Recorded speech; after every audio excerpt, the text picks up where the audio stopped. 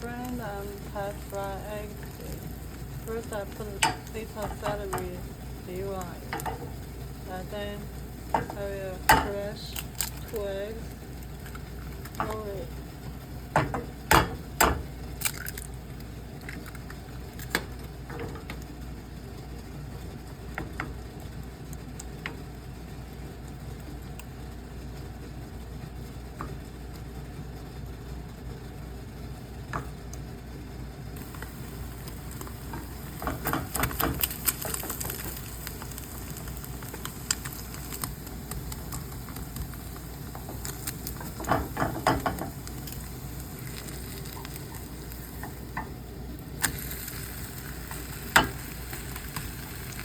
Wow, it's beautiful.